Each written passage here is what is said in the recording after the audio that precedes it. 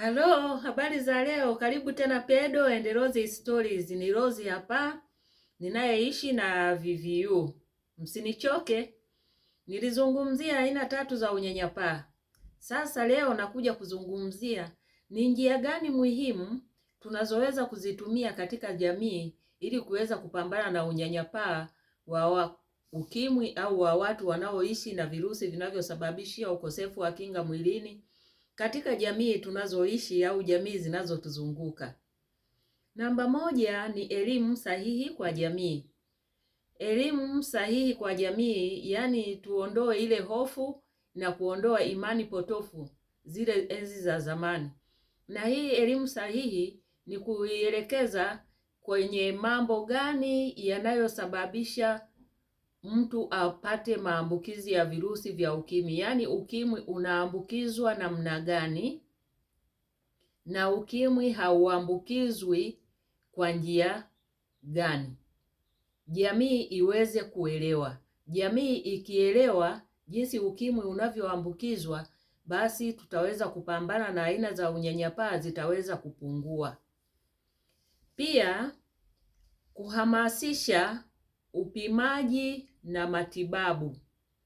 Kuhimiza watu kupima mara kwa mara na kupata tiba mapema. Kuhimiza watu kupima mara kwa mara. Hili nalizungumzia mara kwa mara kabisa, kwamba huwezi kujua kwamba una maambukizi ya VVU, virusi vinavyosababisha ukosefu wa kinga mwilini, HIV, bila kupima. Na huwezi ukamjua mtu kwa kumtazama tu bila kupima. Kwa hiyo lazima mtu apime, na unapopima ukigundulika tu kwamba una maambukizi ya VVU, moja kwa moja kutokana na sera ya Shirika la Afya Duniani, moja kwa moja unaanzishwa matibabu. Na matibabu ukishayapata ni unajikuta unakuwa U is equal to U, undetectable equals to untransmittable. Huwezi kuambukiza mtu. Kwa hiyo moja kwa moja unaziona faida kabisa. Unaona? Kwa hiyo hii itaondoa aibu na itaondoa woga. Kuhamasisha upimaji na matibabu. Unaona? Halafu namba 3, kukuza huruma na heshima. Jamii inapaswa kujifunza na kuwaheshimu na kuwaunga mkono watu wanaoishi na virusi vinavyosababisha ukosefu wa kinga mwilini. Yaani jamii inatakiwa kujifunza na kuwaheshimu.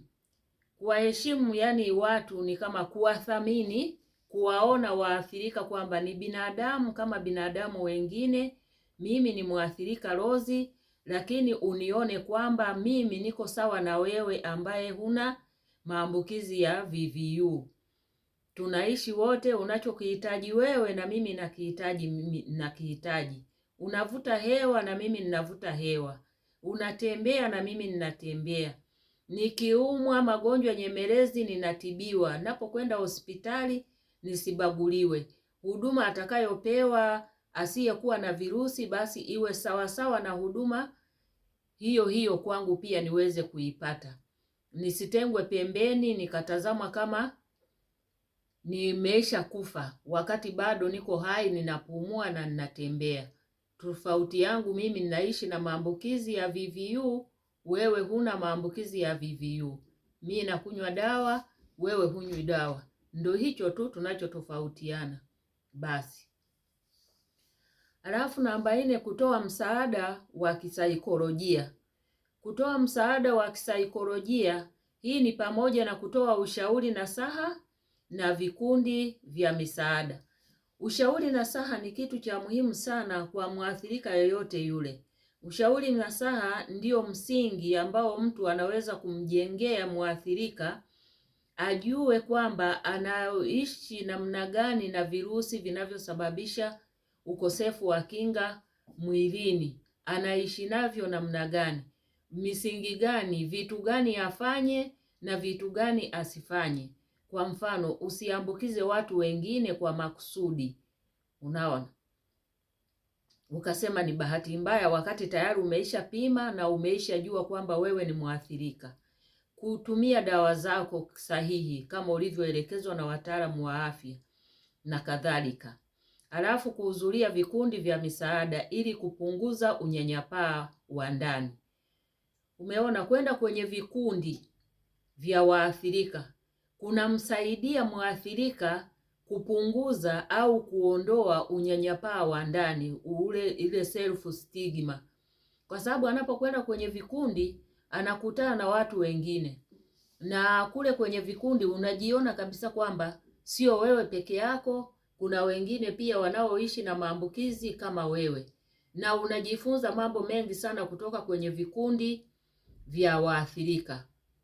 Kwa hiyo kule usije ukaacha kwenda, na kama hujajiunga na vikundi, tafuta vikundi katika sehemu unayoishi ili uweze kushirikiana na wengine kupambana na unyanyapaa. Namba 5, sheria na sera za kulinda haki. Serikali na taasisi zinapaswa kuweka au kutekeleza sheria zinazokataza ubaguzi dhidi ya watu wenye VVU. Kwa hiyo hizi sheria ziwekwe na kumlinda mwathirika. Lakini hizi sheria zinapowekwa lazima zitekelezwe pia. Zinasaidia kupunguza ubaguzi katika sehemu za kazi, mahospitalini na sehemu zozote zile ambazo jamii inakusanyika. Halafu namba 6, ushirikishwaji wa jamii.